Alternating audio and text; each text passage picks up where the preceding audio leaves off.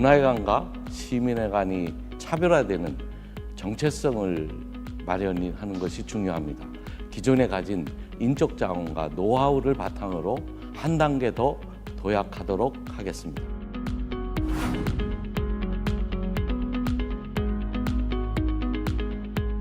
부산 시민들의 문화 욕구를 충족시킬 수 있는 다양한 콘텐츠가 필요합니다. 그리고 그에 맞는 정책 개발까지 다각도로 부산 문화 발전에 기여하고 싶습니다.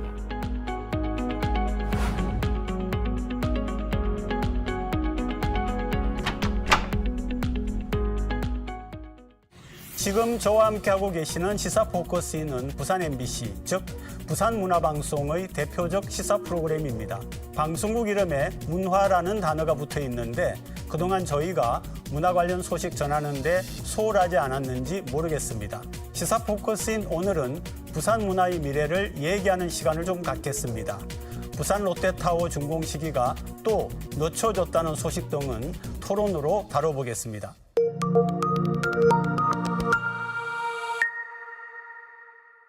뉴스 톡톡 시작합니다. 차재근 부산문화회관 대표 나오셨습니다. 대표님 어서 오세요. 네, 반갑습니다. 차 대표님 워낙 문화정책 통으로 알려져 있는데요. 그 전에 경력을 보면은요, 지역문화진흥원장, 그리고 포항문화재단 대표, 서울시 청년허브센터장, 그리고 경기도문화재단과 부산문화재단의 실무 책임을 맡으셨고요.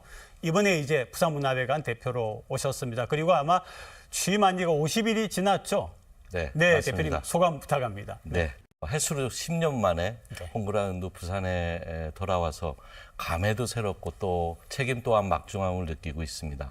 우선 가장 급한 급선무는 우리 부산문화회관 법인과 또 시민회관 또 저희가 위탁 운영을 맡고 있는 부산시립예술단의 아주 시민들이나 또 시로부터의 굳건한 신뢰를 형성해 나가는 게 가장 급선무라고 생각하고 있고요.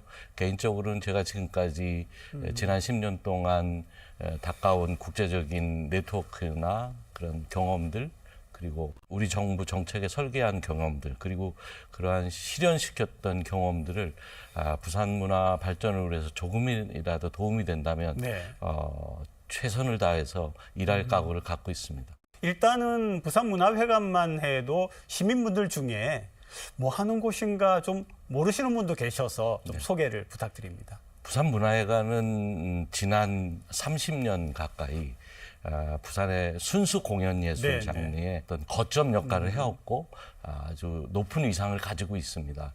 그것은 인정받아야 되는 부분이고요. 극장 공간으로 보면 대극장, 또 중극장, 소극장, 챔버홀 뭐 이렇게 다양한 공간을 갖고 있고요.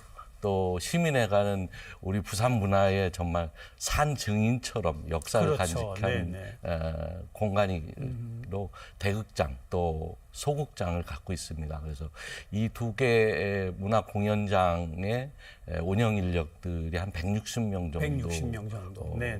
우리 동료 직원들이 함께 일하고 있고요. 더군다나 이제 우리 부산 문화회관을 인적 인프라로 가득 채워오셨던 부산의 순수 예술의 자긍심을 지켜왔던 부산시립예술단 7개 단체, 교향악단, 합창단, 또 무용단, 극단, 청소년 그 교향악단, 그리고 국악관현악단, 소년소녀 합창단 이렇게 7개 예술단이 포함되면 한 440명. 그래서 동료 법인 직원들과 또 예술단 인원을 합하면 한 600명 정도가 일하고 있는 거대한 조직이기도 합니다. 직접 밝히신 말씀인데요. 부산문화회관을 삶의 전환을 문화적으로 실현하는 글로컬 거점으로 전환하겠다라고 밝히셨어요. 무슨 의미신가요? 오늘날 인류가 아주 직면한 그 인류 공동체 위기가 있다고 봅니다. 하나는 지구 온난화라든가 기후 위기일 것이고요. 또 하나는 외로움, 고립의 문제.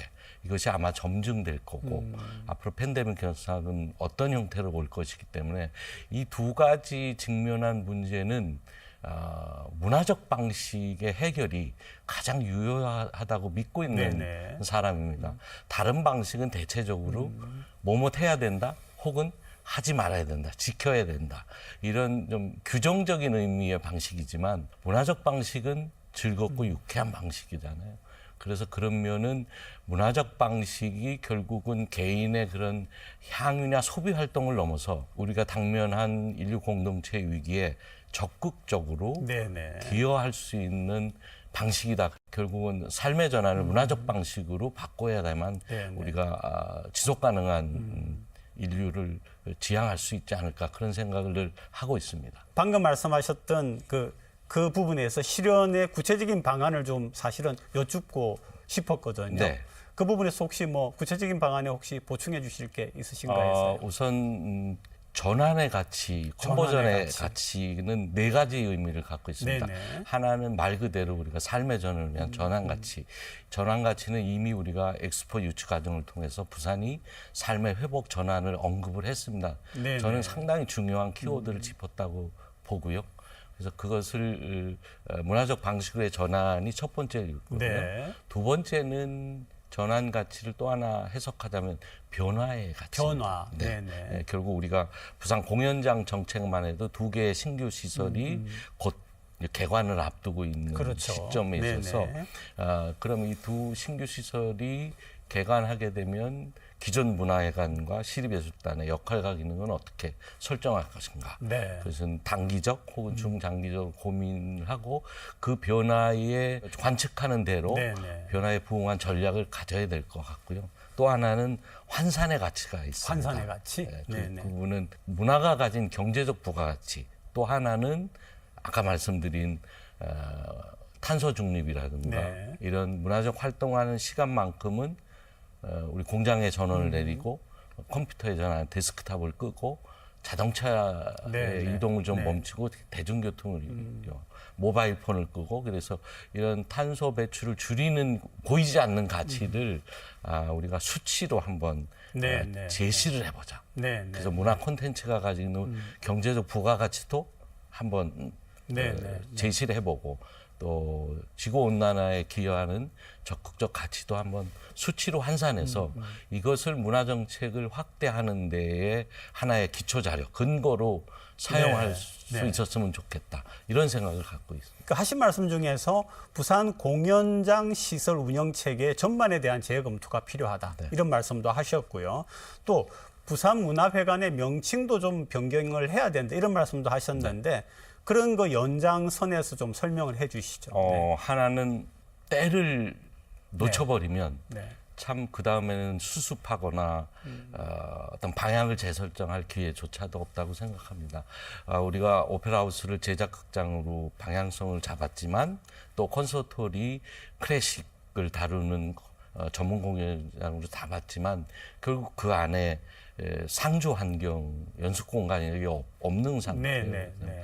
제작극장을 지향을 하고 있으면서 실제적으로는 대작장을 실현할 수 있는 전략 같은 게 동시에 가지 못하고 있다. 그러네요. 네, 네, 네. 그런 면에서는 지금이라도 더 현명한 방법은 없을까? 네. 이것은 다 같이 저뿐만 아니고 부산 문화정책 관련한 시 또 예술단체들 또 관련 전문 인력들이 머리를 맞대자면 실기할 수 있다. 네. 그런 생각을 하나 갖고 있고요. 또 우리 법인의 명칭 변경은 우리 법인 명칭이 부산 문화회관이지 않습니까? 네. 그러면 일반 시민이 볼 때는 문화회관만 공연장만 생각했어요. 생각을 네, 하거든요. 네, 그런데 네. 실제적으로 시민회관도 맡고 있고 그러니까요. 시립예술단의 위탁 운영도 맡고 있어서 네, 네. 그렇다면 명칭 변경이 뭐 예를 들어서 뭐 부산 문화의 전당이라든가 예술의 전당이라든가 다른 명칭을 놓고 그 안에 공간별 명칭을 사용하는 것이 맞지 않나 네, 네. 이런 생각은 하고 있습니다. 대표로 선임되시는 과정 속에서도 일각에서는 차 대표님이 워낙 지역 문화에 강하시기 때문에 부산이 이제 글로벌 허브 도시 이렇게 국제적으로 나간다라고 할 때 과연 차 대표님이 대표를 맡으시면서 시너지 효과를 낼 수 있겠는가 하는 우려도 없잖아 있다고 합니다. 거기에 대해서 어떻게 생각하세요? 세계의 모든 문화는 지역에 근거합니다.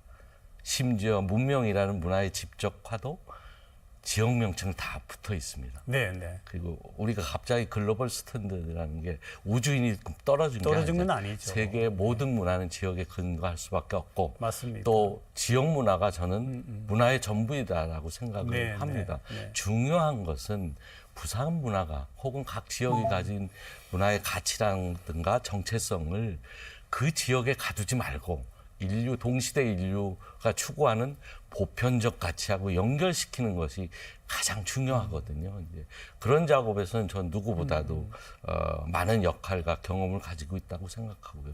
국제적인 글로벌 감각도 제가 관련하는 그런 인적 그런 교류 인물들을 보면 EU의 정책 고문으로 계신 피에르 루이지 사커 교수라든가 네, 또 네. OECD의 문화 및 지역 발전 지속 가능한 지역 발전 센터장님이라든가 또 북유럽의 여러 가지 네트워킹 그리고 독일을 비롯한 여러 공연장 시설과의 네, 네. 그런 사례 또 리서치 경험을 충분히 갖고 있기 때문에 그런 일부 뭐 가벼운 오해에서 충분히 있을 수 있는 일이라고 생각하지만 네.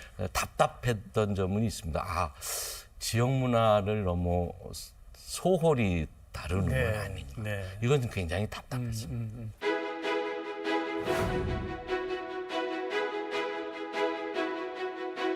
분명하게 경제적 부가가치를 창출하고 있는 자본제로서의 가치가 있다.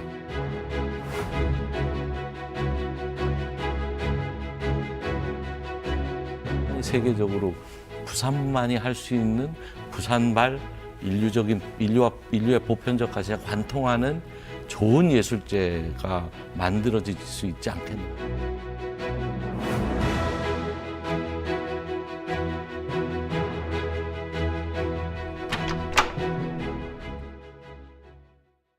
앞서 이제 그 답변을 해 주시면서 두 가지 가치의 수치화 말씀을 언급을 해 주셨는데 구체적으로 어떤 것을 수치화하려고 하는지 한 번 더 짚어 주시고요. 그렇게 했을 때의 장단점, 혹 이해 득실 이런 것들이 혹시 없겠는가 이 부분도 좀 짚어 주시죠. 네. 하나는 문화 콘텐츠. 네. 우리 부산문화회관이 생산하고 제공하는 문화 콘텐츠의 경제적 부가가치를 환산할 필요가 있다. 경제적 부가가치를 환산할 필요가 있다. 왜냐하면 네. 지금 인류가 가진 자본재 중에서 인류가 남겨놓은 문화유산에는 자본재가 저는 경제적 부가가치 가장 크다고 가장 크죠. 네. 믿는 사람이기 때문에 맞습니다. 우리는 정책에서 그걸 소홀히 다뤄왔습니다. 네. 그래서 문화는 자꾸 이렇게 돈만 달라는 이렇게 그런 영역으로 생각을 하는데 분명하게 경제적 부가가치를 창출하고 있는 자본제로서의 가치가 있다. 그래서 그거를 그런 문화학, 경제학자들하고 함께 조력을 해서 구체적 수치로 만들어 또 하나는 아까 말씀드린 어떤 탄소 배출을 줄이는 거예요. 지구 온난화 기여 효과라든가 외로움이라든가 고독의 문제를 해결하는 그것을 한번 사회적 지수로 환산하는 그런 건 환경론자들이라든가 혹은 사회학자들과 한번 그 수치로 제시하면 이 두 가지를 합해서 경제적 부가가치를 환산해낸다면 이것이 저는 긍정적인 방향으로 작용을 한다고 보면 짧게는 공연장 문화가 왜 중요한가? 기반 인프라가 왜 중요한가? 그리고 시립예술단이나 많은 그런 제작대 나오는 또는 기획대 나오는 여러 가지 콘텐츠가 어떤 기여를 하고 있기 때문에 재정적 지원을 늘려야 되고 정책을 확대시켜야 된다. 그래서 문화 전반으로 확대해 보면 결국은 한 나라, 한 도시의 문화 정책이 왜 확대되고 예산이 증액돼야 되는지 그거의 기본 자료, 근거 자료로 충분히 사용할 수 있겠다. 이런 생각은 하고 있습니다. 근데 대표님, 우리 부산이 가지고 있는 문화적인 그런 컨텐츠가 지금 얘기하신 그런 자본재가 될 만한 그런 규모나 혹은 질적인 부분이 충분하다고 생각하십니까? 저는 가능하다고 네. 봅니다. 예를 들어서 시민공원 파크 콘서트가 정명훈의 지휘 아래 첫날은 토요일 날은 KBS 교향악단이 무대에 섰고 두 번째 날은 우리 부산시향이 무대에 섰습니다.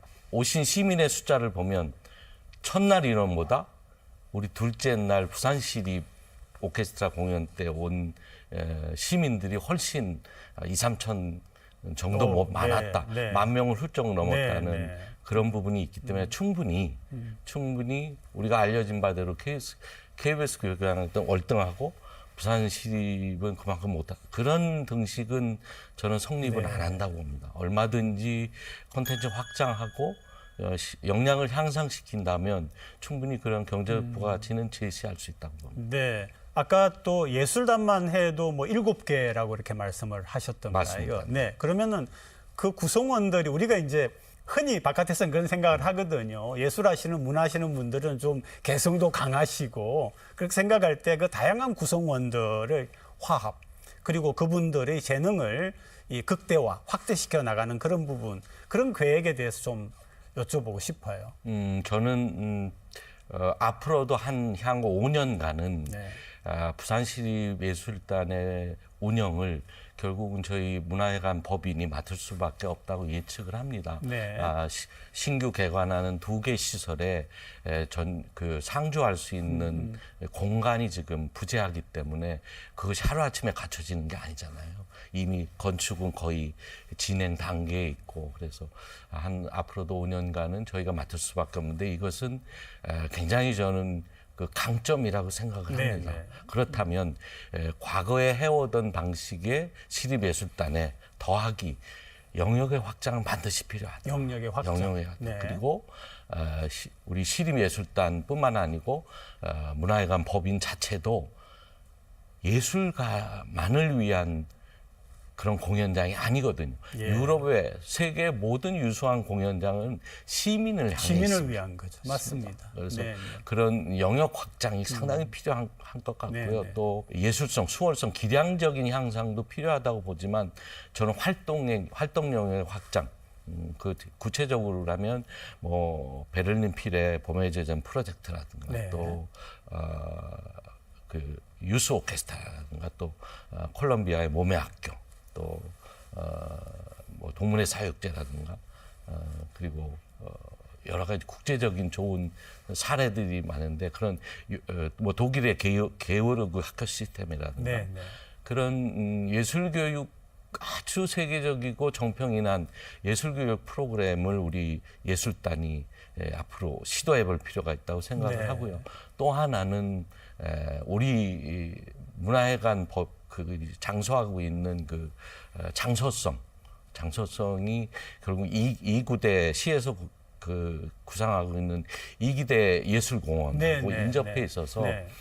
조금 더 시민을 위한 그런 야외 공연에 네. 상당히 기여할 아마 이번에 우리 시립 오케스트라가 정말 그 시민들하고 10,000명 넘는 시민들하고 만나면서 굉장히 성취감도 컸을 거고요. 네. 좋은 경험을 했다고 봅니다. 그래서 그런 야외 공연 활성화를 통해서 우리 부산에 제대로 된 야외 공연장이 없습니다. 없죠. 가장 아쉬운 점, 무엇보다도 맞습니다. 가장 시급한 공감합니다. 네, 그래서 그런 것도 이제 우리가 문제 제기를 할 필요가 있겠다. 그래서 영역의 확장이 굉장히 필요하다. 그런 생각을 갖고 있습니다. 네, 네. 우리 부산문화회관이 유엔 기념공원, 뭐 유엔 평화공원이라고도 이야기를 하는데요. 거기에 바로 붙어 있는 거나 마찬가지인데 유엔과 평화예술제 계획을 세우고 있으시다는데 좀 귀가 솔깃하고요. 네. 소개를 좀 부탁합니다. 네. 유엔 평화공원이라는 것은 정말 부산만이 갖고 있죠. 그렇습니다. 네. 그런데 그럼에도 불구하고 이 평화공원이 가지고 있는 가치는 부산 안에 가둬서면 안 됩니다. 평화, 인류의 자유, 인권, 사실 지속 가능한 네. 지구까지도 포함되잖아요. 네. 그 가치는 부산만이 가진 가치가 아니고 우리 동시대 인류가 추구하는 보편적 가치지 않습니까? 그렇습니다. 이 가치와 연결시키는 작업을 예술을 통해서 한번 해보자. 이것을 만약에 유엔과의 적극적인 공동 협업으로 진행하지 않는다면 네. 저는 동네 축제를 그렇죠. 네. 멈출 가능성이 있기 때문에 대전제는 유엔과 반드시 공동으로 추진한다는 전략을 가지고 네. 실현해 나갈 것입니다. 그리고 이제 부산도 지금 이제 그 문화 관련 시설들이 시간이 가면서 좀 늘어날 걸로 예상하고 있지 않습니까? 뭐 부산 콘스트홀도 개관이 된다는 얘기를 들었고요. 또 부산 오페라 하우스도 지어지고 있고요. 그러면은 결국은 부산 공연 예술계의 지형 자체가 굉장히 변화한다라고 하는 건데 이런 데 발맞추어서 좀 획기적인 변화와 발전이 있어야 되지 않겠습니까? 네. 그런 부분 좀 정리해 주시죠. 저는 싱가포르의 에스플러네이드라는 공연장이 있습니다. 우리 네. 두리안 하우스로 알고 있는데 그 공연장의 대표는 호텔 지배인입니다. 오, 네. 상당수의 시설 운영에 그 근무하는 직원들도 그쪽 서비스 업계 종사자들 전혀 몰랐습니다. 네. 세계에서 가장 친절한 공연장으로 네. 알려져 있죠. 네. 바로 이런 부분에서 우리가 시설 인프라로 세계 최고를 지향할 수는 없지만 아까 말씀드린 경제적 부가가치 또 기후 위기의 대응 가치 또 고립에 대한 사회적 가치 이런 것과 더불어서 그래도 가장 친절한 서비스를 제공하는 문화회관으로 거듭날 수는 있겠다. 우리가 노력을 한다면 우선 단기적으로는 그런 목표를 갖고 있고요. 또 하나는 오페라 하우스가 제작극장을 지향한다 그러지만 사실 국내에 100% 제작극장을 시스템을 가진 극장은 하나도 없습니다. 네. 과거에 국립극장 하나 있었지만 지금은 그 시스템이 무너졌어요. 그리고 대구 오페라 하우스 우리 정각군 간사는 고백을 하지만 대구 오페라 하우스도 완전한 제작극장 형태가 네. 아니거든요. 근데 우린 제작극장을 지금 지향하고 있어요. 그럼에도 불구하고 실제적인 시스템을 못 갖추고 있단 말이에요. 그래서 그런 면에서는 당분간은 부산문화회관 저희 법인이 결국 부산 순수 공연예술의 거점 역할을 계속할 수밖에 네. 없다. 그래서 그런 부분에서는 조금 더 세계적인 그런 예술가들과 협업할 수 있는 기회를 좀 많이 만들어줬으면 좋겠다. 네.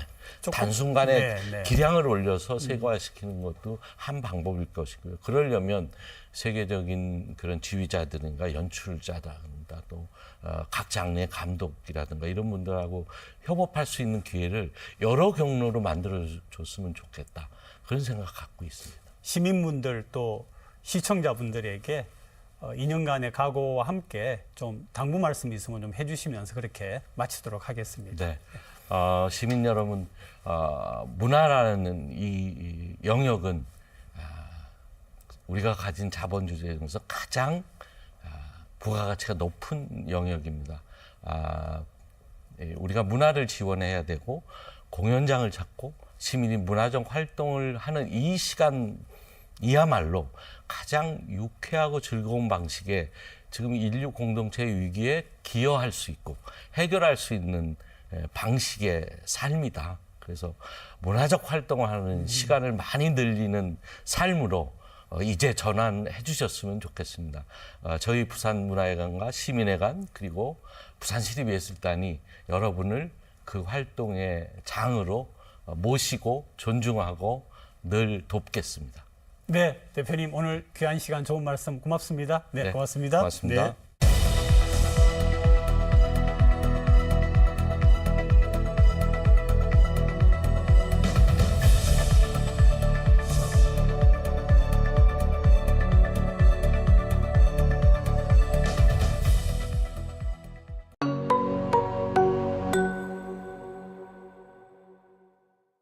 한 주간 주요 뉴스를 분석해드리는 뉴스앤이슈 부산시의회 서지원 의원, 이준 의원 두 분 함께합니다. 어서 오십시오. 오늘 첫 번째 주제는 부산 롯데타워 관련입니다.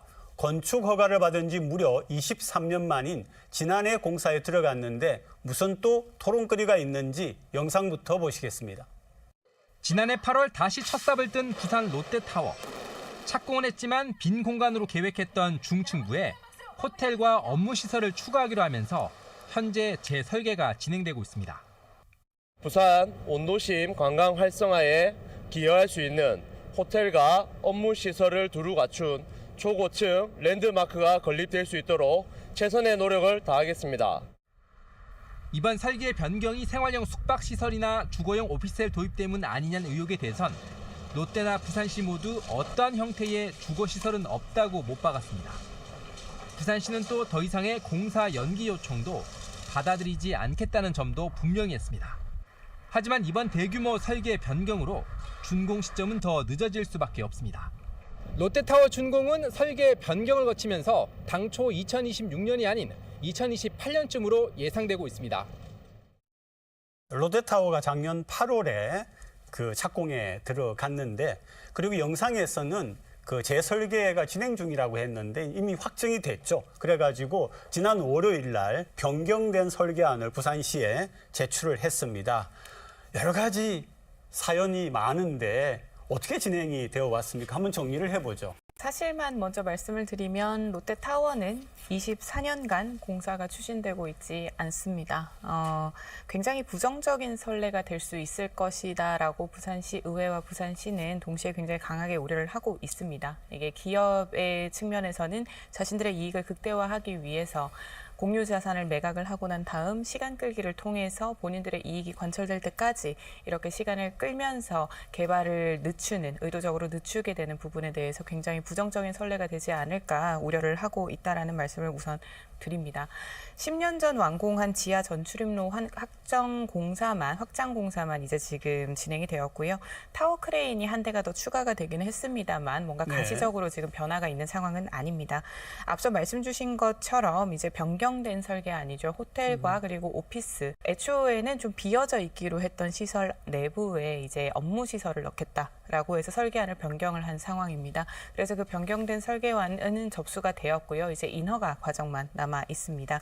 이렇게 과정이 남아 있다 보니 최초에는 26년에 이제 설계를 완료하겠다라고 약속을 했지만 사실상으로는 2년 더 늦춰진 28년입니다. 하지만 이마저도 이미 24년간 진척이 되어 오지 않았던 만큼 우리 시민들과의 신뢰관계에서, 그리고 행정인 시와 의회와도 지금 신뢰가 모두 다 무너져 있는 상태이기 때문에 강도 높게 면밀하게 공권력을 활용해 가며 이제 추진이 되도록 지켜봐야 할 것으로 보입니다. 23년 만에 착공을 했는데 재설계가 필요했다라는 건데 이유가 뭘까요? 롯데 측에서 이야기하는 이유 중에 가장 강력하게 주장하는 것은 풍압이라는 것 때문입니다. 풍압. 풍압이라는 것은 바람에 의해서 물체가 받는 어떠한 영향력을 이야기하는 건데요. 롯데 측에서는 이 설계 변경된 건물이 어떠한 나선형 형태, 그러니까 도너츠 같은 것들이 건물에 이렇게 올라와 있는 형태로 건물이 지어지게 되거든요. 네. 그렇게 설계가 되면서 풍압이 30%나 증가했다. 그래서 위험하다라는 입장입니다. 실제로 전문가들의 의견을 들어보면 이 롯데타워가 들어설 지정학적 위치가 아주 해안가에 근접해 있고 또 주변에 바람을 막아줄 수 있는 어떠한 역할을 해주는 구조물이 없기 때문에 풍압에 매우 취약할 수도 있다라는 입장입니다. 그래서 재설계를 이렇게 하게 된 것이고 하지만 저는 조금 롯데 측을 강하게 질책하고 싶은 것은 롯데라는 곳은 우리나라의 많은 아파트와 건축물들을 짓고 있는 인류 기업입니다. 그러니까요. 네. 애초에 재설계 단계에서 이 정도 풍압을 예측하지 않았을 수가 없다라는 것입니다. 그래서 어떠한 이유에서든지 간에 지금 재설계가 허가가 난 상황이기 때문에 지금이라도 더 지체하지 않고 조속하게 추진해 주기를 기대합니다. 그러니까 롯데 쪽에서는 호텔하고 이제 업무 시설이다라고 재설계에 관련된 얘기죠. 그러니까 절대 그 주거 시설 같은 거는 없다. 이렇게 이제 못을 박아서 얘기는 하는데 이제 일각에서는 사실 그런 그 의심하는 약간 시선이 없잖아 있거든요. 그 부분은 좀 어떻게 보세요? 그러한 우려를 좀 불식시키기 위해서 지난 6월 3일에 이제 저희 부산시의회 건설교통위원회가 이제 현장 방문 차원으로 롯데 쇼핑 측과 대면을 했습니다. 말씀 주신 것처럼 지금의 롯데타워가 설립이 될 부지는 옛 부산시청 부지입니다. 역사성과 상징성이 부여가 되어 있고 북항 재개발과 이어지는 곳이기 때문에 뭐 지금은 랜드마크라고 얘기를 하지만 이미 20년 전에 지어졌다면 랜드마크가 되었을지 모르겠으나 이미 지금 북항 재개발과 거기에다가 맞춰서 이제 스카이라인과 마천루까지 고민해서 이제 진행이 되어야 하는 지점입니다. 20여 년 전에 이 계획을 세웠기 때문에 지금의 뭐 또 풍압에 대한 계산이 되지 못했다, 뭐 지형에 대한 고려가 되지 못했다 이런 것은 모두 다 기업 측의 핑계일 뿐이라고 저희는 보고 있고, 이 안에서 원래는 공란으로 비워져 있기로 했던 시설 안에 기업의 이익을 고민해서 업무 시설을 넣은 부분에 대해서도 이제 뭔가 편법이 생기지 않을까에 대한 우려를 좀 불식시키고자 방문을 해서 강도 높게 현장 방문을 진행을 했습니다. 롯데 쇼핑 측에서도 업무 시설 그 이상 그 이하 뭐 즉 오피스텔이나 레지던스로 전환될 네네. 가능성은 전혀 없다라고 선을 그었고요. 부산시청에서도 이제 건축주택국에서는 관광 특구인 만큼 주거 시설로의 전환은 절대 불가하다라는 방침은 강하게 두겠다라고 이야기는 했습니다. 다만 타워가 지어지지 않고 있는 동안에도 롯데 쇼핑 측의 롯데 백화점은 계속해서 영업을 하고 있었습니다. 네네. 그래서 영업이익은 계속해서 가지고 가는 반면에 이 우리 부산 시민들의 일자리와 그리고 관광 상품 그리고 주변 개발이 함께 될 수 있는 이 타워에 대해서 좀 더 책임감을 갖고 하루라도 빨리 이제는 더 이상 차질 없이 진행되게 하지 않는다면 더 강한 공권력을 발휘할 수밖에 없다라는 지점은 좀 더 강하게 이야기를 하고 왔습니다. 네, 지난해 8월에 기공식을 열었습니다. 벌써 10개월이 지났고요.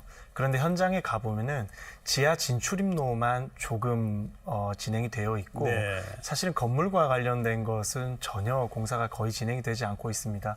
계획대로라면 한 10층까지는 어느 정도 공사가 되어 있어야지 되는 것이거든요.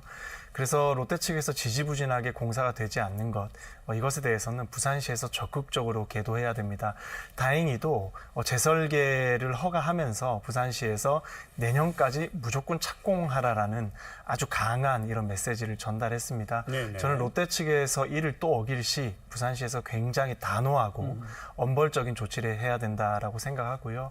또 그리고 주거시설과 관련돼서는 오피스텔은 업무용 오피스텔과 주거용 오피스텔이 있습니다. 그런데 부산시에서는 주거용 오피스텔은 절대 없을 거다. 어떤 형태로든지 없을 거다라고 시민들께 이미 입장을 밝혔습니다. 네네. 그렇기 때문에 추가적인 어떤 사항 변동은 없을 거다라고 저는 말씀드리고 싶습니다. 이번에 변경된 설계안을 넣었으니까 이걸 또 인허가하는 새로운 절차가 필요할 거 아닙니까? 그죠? 그러고 보면은 결국 준공 시기가 늦춰지는데 대략 언제쯤 생각을 합니까? 현재 롯데 쇼핑 네. 측에서는 2028년에 이제 준공을 하겠다라고 발표는 하고 있습니다. 네. 이제 다만 어떠한 건설 계획이든 그 준공 시기가 미도래하는 경우는 많이 발생을 하고 있습니다. 그러니까 좀 더 여유 있게 보자면 29년, 30년까지도 이제 기다릴 수밖에 없을 것이다라고 생각을 하는데요.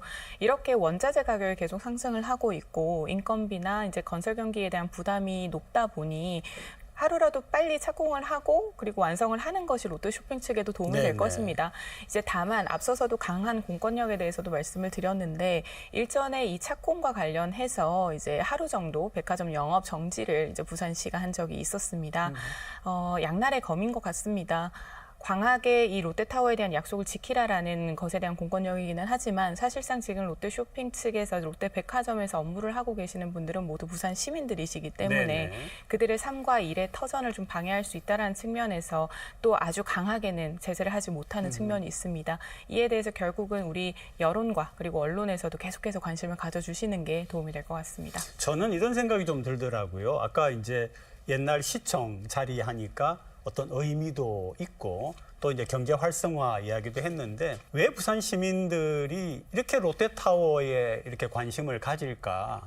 부산에 그렇게 뭐가 없나? 네, 어디서 부산 하면은 자랑할 만한 그런 건물이라든지 또는 뭐 즐기면서 이런 그렇게 없나? 그런 생각을 하니까 약간 이런 표현이 좀 그렇습니다만 좀 씁쓸한 생각이 들기도 하고요. 그래서 기대와 함께 그런 마음이 이렇게 중첩이 되더라고요. 자, 부산 미래를 위해서 잘 진행이 돼야 될 건데 어떤 마음이신지 그리고 또 뭐 당부할 얘기 있으면 좀 해주시죠. 네, 이 사업은 롯데의 사업이기도 하지만 네. 이제는 부산시의 사업입니다. 지금 부산시에서 이 롯데타워 때문에 임시 승인이라는 것을 해주고 있습니다. 네, 네. 우리가 지금 그 광복점, 롯데백화점 같은 경우는 아쿠아동을 필두로 해서 전부 다 임시 승인 상태입니다. 매년 부산시가 임시로 승인을 24년째 해주고 있는 겁니다. 24년째죠. 네. 정말 잘못된 겁니다. 네. 타워동이 건축 허가 당시에 예정되어 있던 타워동이 들어와야지만 정말 정식적으로 승인이 나는 것이거든요. 부산시는 아주 신뢰받는 기관이기 때문에 더 이상 임시 승인을 해줄 수가 없습니다. 그래서 롯데타워 측도 본인들의 롯데의 브랜드도 있지만 부산의 브랜드 저해를 좀 그만하고 좀 빨리 협조해주면 좋겠다라는 마음입니다. 인구 감소와 지역 소멸을 앞두고 있는 상황에서 이제 부산에 대한 전체적인 리모델링이 시작되고 있지 않습니까? 이제 부산의 글로벌 도시 부산이라는 부분의 시책과 맞물려서 이제 부산에 대한 새로운 건축물이나 북한과 함께 어우러지는 이제 원도심들에 대한 개발과도 연결이 되는 지점입니다. 그렇게 되다 보니 부산시 같은 경우는 이에 대한 책임감을 가지고 계속해서 견제를 할 것이고요. 롯데 같은 경우는 이제 진정성을 조금 더 가지고 우리 시민들을 그동안 기다리게 했던 만큼 이 관광특구에 대한 법이 개정이 돼서 좀 더 수익을 창출할 수 있는 방법으로 버틴다 혹은 기다린다라는 더 이상의 오해가 없도록 하루라도 빨리 시작을 했으면 좋겠다라는 말씀을 드립니다.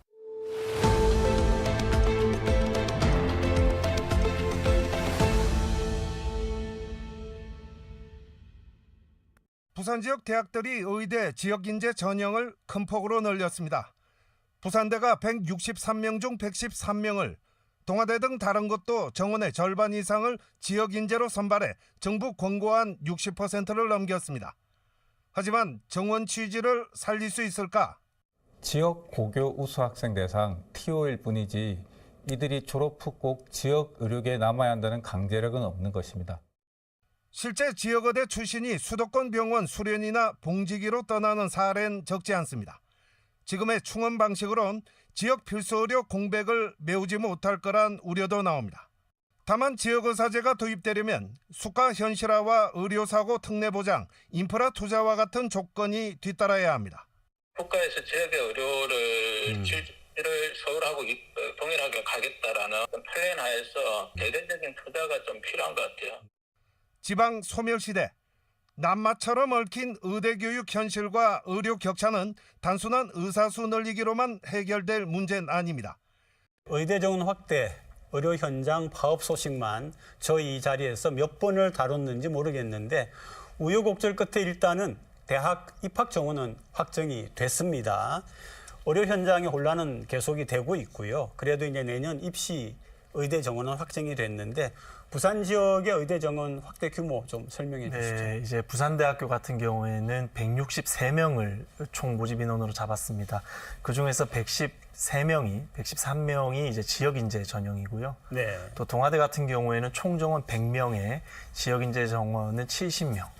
그리고 우리 고신대 같은 경우에도 100명에 60명, 인제대는 100명에 50명으로 잡았습니다. 기존에 부산에서 한 해에 의사가 200명대로 배출이 되어 왔었는데요.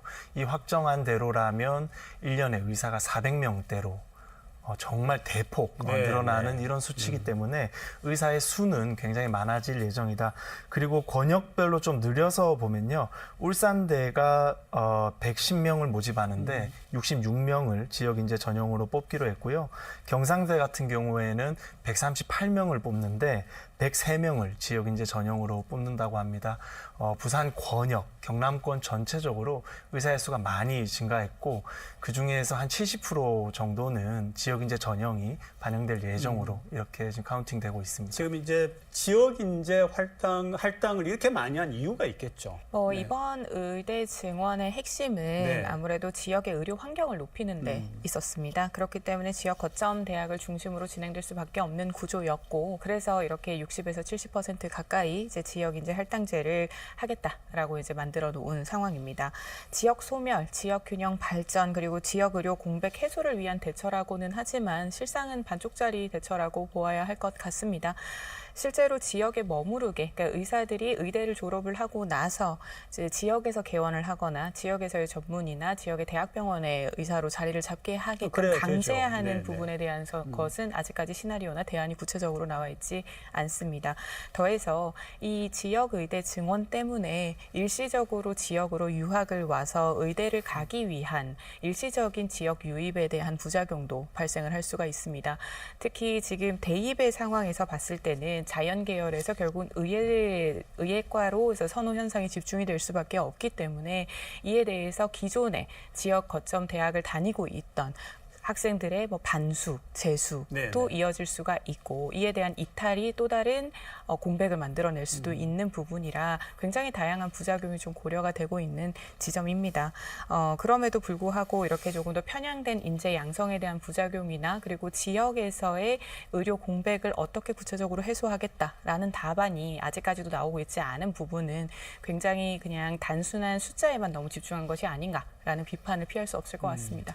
지역 인재 전형이 늘어났다. 그래서 이제 지역 의사가 늘어날 거다라고 하는 생각도 있고요. 그런 기대도 있고 다른 한편은 지역 유학생만 늘어나지 않느냐라고 하는 이런 얘기도 있는데 어떻게 될 것 같습니까? 이 지방의대를 나오면요. 네. 자기가 졸업한 학교가 있는 지역에서 취업을 하거나 개원을 하는 비율이 71%입니다. 71%. 정부에서는 어떠한 역사적인 이 과학 데이터를 가지고 네네. 이 지역인재 정원을 접근을 한 거예요. 그런데 저도 이 지역인재 전형에 대해서는 조금 우려되는 부분이 있다. 이 부분에 대한 연계책은 필요하다라고 봅니다. 먼저 이 생태계가 같냐라는 겁니다. 무슨 말이냐면 네. 지금은 71%가 잔류를 한다고 했잖아요.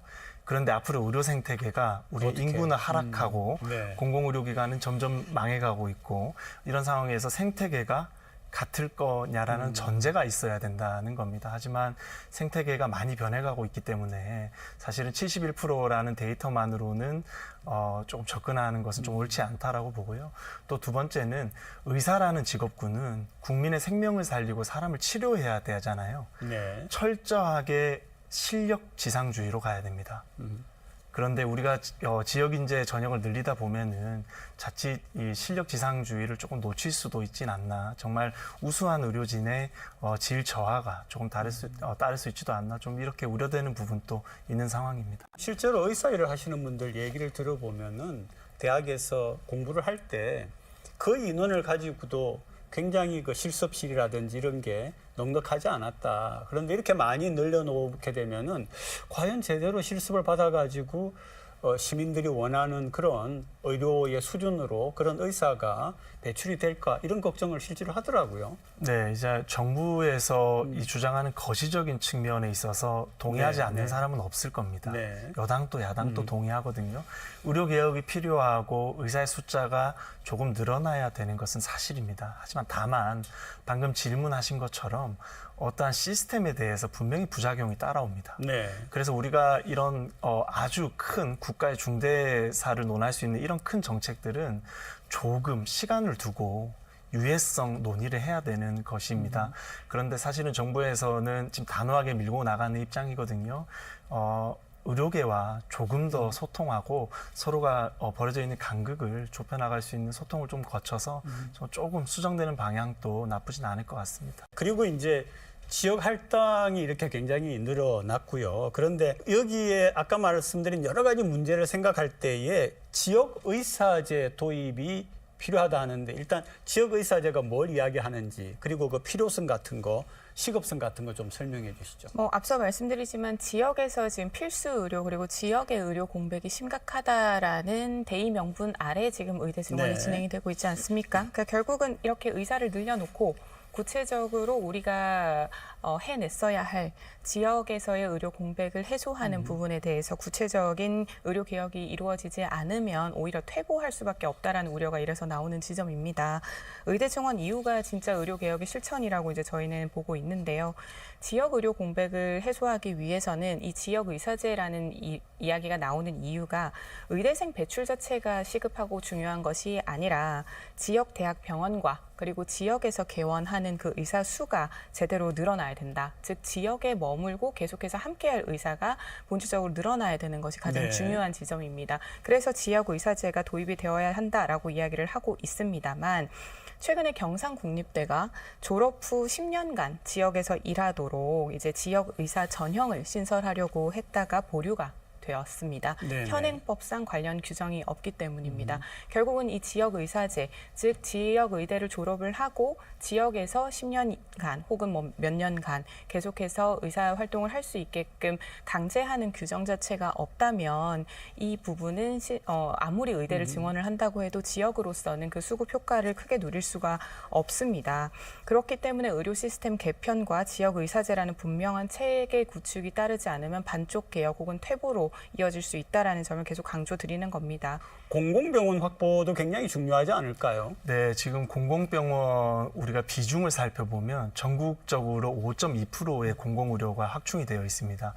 그런데 부산이 2.2%입니다. 2.2%. 전국이 5.5, 부산이 2.2. 부산보다 낮은 도시가 딱 한 군데 있습니다. 울산입니다. 하지만 울산은 민영화된 병원들이 너무 많아서 네. 공공의료가 적어도 사실상 큰 문제가 없습니다.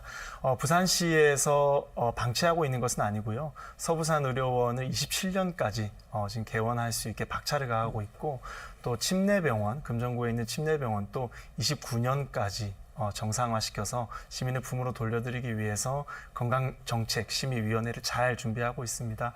부산시에서 공공의료를 더 확충해서 우리 시민들께 잘 돌려드릴 수 있도록 저희도 잘 하도록 하겠습니다. 사실은 지금 의료 대란이 계속되면서 환자는 물론이고 시민분들이 전혀 보이지가 않고 싸움만 지금 계속이 되고 있는 그런 상황이고요.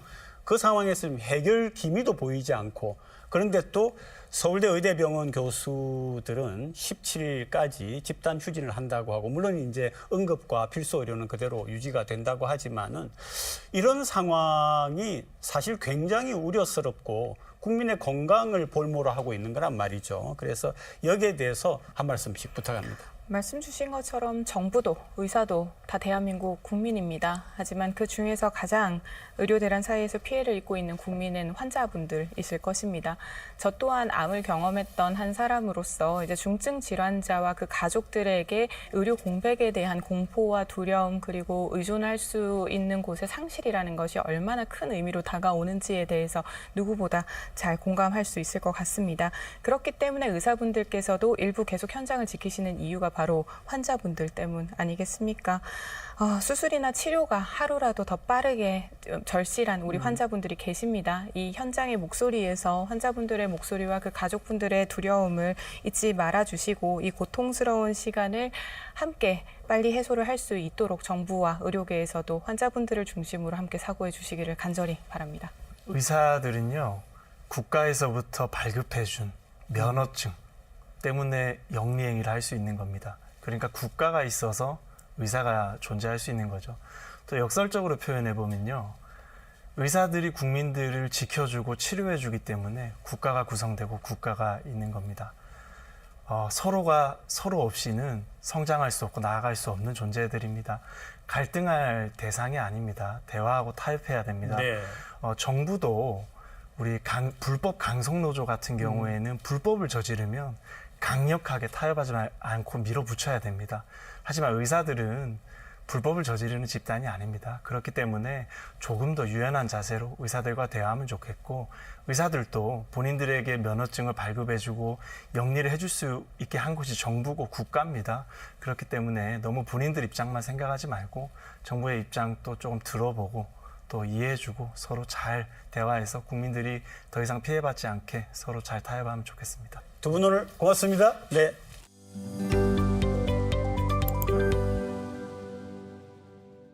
해운대와 송정해수욕장이 이달부터 부분 개장하고 피서객 맞이에 들어갔습니다. 해운대와 송정 두 해수욕장 일부 구역에는 안전시설이 설치되고 수상구조대원도 배치돼 저녁 6시까지 해수욕을 즐길 수 있습니다. 금정산 국립공원 추진에 부정적이던 범어사가 최근 입장을 선회하면서 사업 추진에 탄력이 붙을 전망입니다. 부산시는 이르면 이달 안에 범어사와 국립공원 추진과 관련한 업무 협약을 맺을 예정이며 시는 앞으로 금정산 인근 주민을 대상으로 설명회를 열고 국립공원 면적의 20%를 차지하는 양산시에도 협조를 구할 방침입니다. 부산 전력반도체 특화단지 지정 이후 첫 대규모 투자 유치 기업인 IQ랩이 신규 공장 착공식을 가졌습니다. 이 기업은 1,000억 원을 투자해 내년 하반기까지 스마트폰과 자동차 필수 부품인 8인치 전력 반도체 생산 시설을 짓고 수도권 본사도 부산으로 이전해 고용 창출 등의 효과가 기대되고 있습니다. 지난해 기준 부산에서 종합부동산세를 낸 사람이 2만 4천여 명으로 전년 6만 8천여 명과 비교해 64.7% 줄었습니다. 종부세 납부금도 지난해 2,149억 원으로 39% 감소해 주택 공시가격 하락과 주택분 기본 공제금액 상향에 따른 영향으로 분석되고 있습니다. 부산 기장군에 온라인 동영상 서비스 촬영을 전문으로 하는 스튜디오가 들어섭니다. 부산시와 기장군 영화진흥위원회는 지난 3일 OTT 플랫폼 거점 부산 촬영 스튜디오 조성 사업 협약을 체결했는데 이 협약에 따라 오는 2027년까지 기장군 장안읍 기장도예촌 부지에 OTT 전용 스튜디오가 들어서며 스튜디오 내부에는 버추얼 프로덕션 제작 시스템 등이 마련됩니다.